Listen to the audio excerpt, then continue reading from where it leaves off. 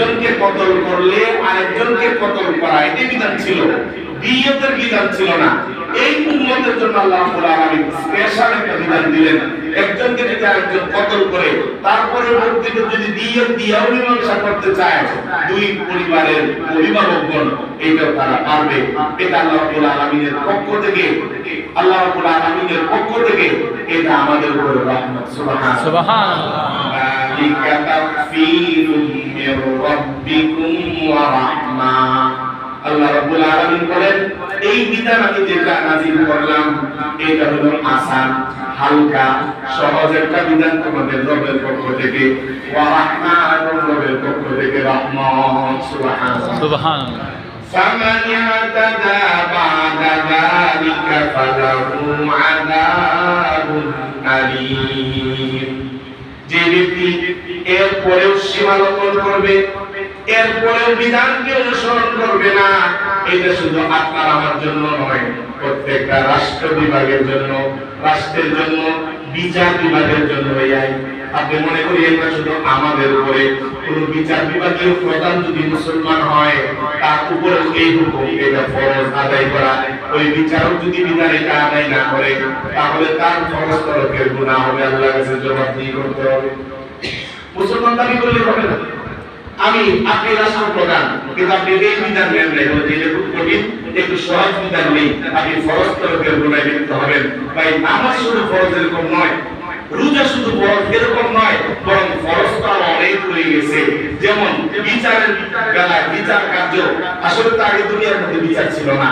এই বিচার ব্যবস্থা যেটা আছে এটা ইসলামী খেলাফা থেকে, ইসলাম থেকে মূলত বিচার ব্যবস্থাটাকে নেওয়া হয়েছে। আপনারা গবেষণা করেন, বিচার ব্যবস্থা, জেলখানা, অন্যান্য যে সমস্ত শাস্তির ব্যবস্থা, এগুলা ইসলাম থেকে নেওয়া হয়েছে। এগুলো আগে দুনিয়ার অস্তিত্ব ছিল না, কারণ আল্লাহ নিজে শিখিয়ে দিয়েছেন এই জায়গায়, কিন্তু এটা তারা তাদের মন মতো বানাই দিয়েছে। ওয়ালাকুম ফিল কিসাসি হায়াতুন ইয়া উলিল আলবাবি লাআল্লাকুম তাত্তাকুন।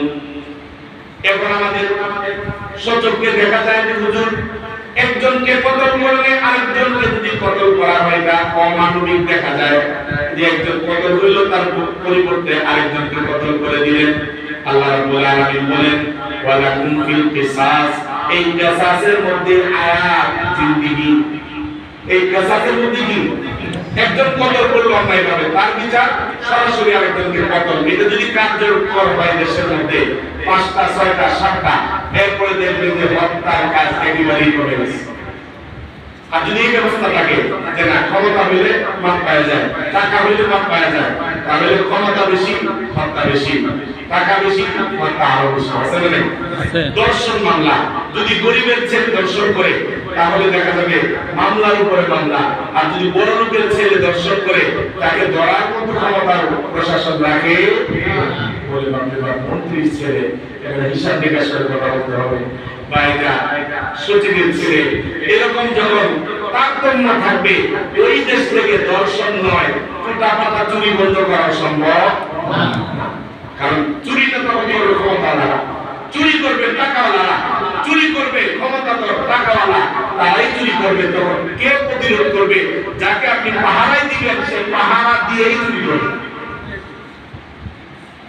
আল্লাহ রাব্বুল আলামিন বলেন, ওয়ালাকুম ফিল কিসাসি হায়াতুন ইয়া উলিল আলবাব। আমি যে বিধান তোমাদেরকে দিলাম, কিসাসের বিধান যেটা দিলাম, তোমাদের কাছে মনে হয় যে এটা মনে হয় অমানবিক, কিন্তু আমি আল্লাহ বলে দিলাম এইটার ভিতরেই মানুষের জিন্দেগি।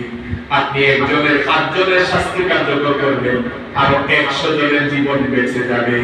সুবহানাল্লাহ। 5 জনের আপনি ফাঁসি রায় দিলেন, যে 5 জনের কতল করছে, বাস 5 জনের ফাঁসির সাথে সাথে দেখবেন বিচারও করতে করতে 5 বছর চলে যায়, 12 বছর যায়, যায় না?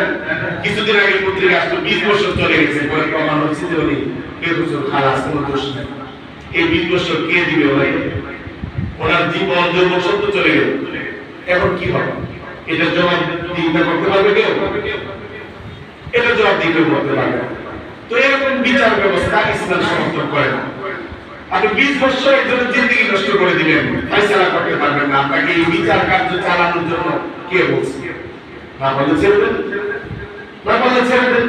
ইসলামের হুকুম আকাম এগুলো আপনি অনুসরণ করেন, তখন এগুলো ফায়সালা সহজে দেওয়া যাবে। ইসলামী কোন খেলাফত ভিতরে 20 বছর 30 বছর নয়, 5 বছর ধরে রাখছে, বিচার হয় নাই, বা তার কোন দলিল দিলে পাওয়া যায় না, 5 বছর না 2-3 বছর রাখছে, এরকম কোন নজির এই ইসলামী খেলাফত যখন শুরু হয়েছে আল্লাহ রাসূল সাল্লাল্লাহু আলাইহি ওয়াসাল্লাম থেকে এই পর্যন্ত কি লাগে? হ্যাঁ, এই পশ্চাতের আধুনিক যে বিচার এটার মধ্যে আছে, 10 বছর ধরে আছে, কিন্তু বিচার নাই, এমনি পড়ে আছে, হাজিরা চলতেছে, এইটা ওইটা অনেক তার মাহাত্ম্য।